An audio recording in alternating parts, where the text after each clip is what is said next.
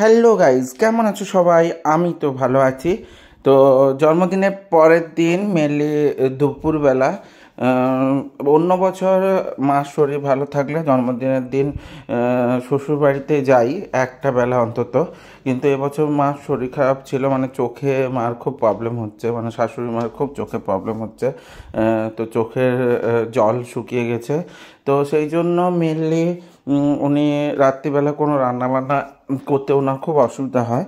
তো যাবো নাই বলছিলাম, তো উনি খুব জোর করেছিলেন যে যেতে হবে, আসো তোমরা, তো না এলে আমি এতদিন তোমাকে খাইয়েছি, তো আমি কিছু রান্না করবো না, জাস্ট একটু রান্না করব বলে মা ডেকেছিল, তো গেছিলাম।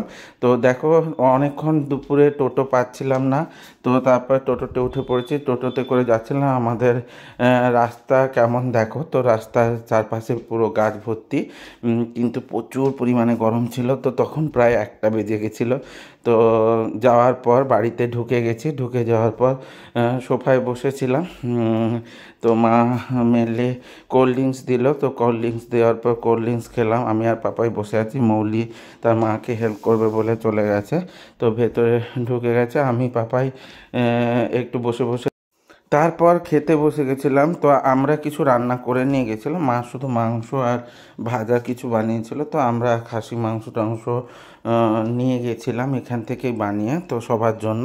তো সেখানে গিয়ে তারপর মা মোটামুটি 5 রকম ভাজা, তার সঙ্গে আবার মাছ ভাজা, মাছের ডিমের ভাজা, তার সঙ্গে স্যালাড কেটে দিয়েছিল। তো মা মুরগি মাংস করেছিল।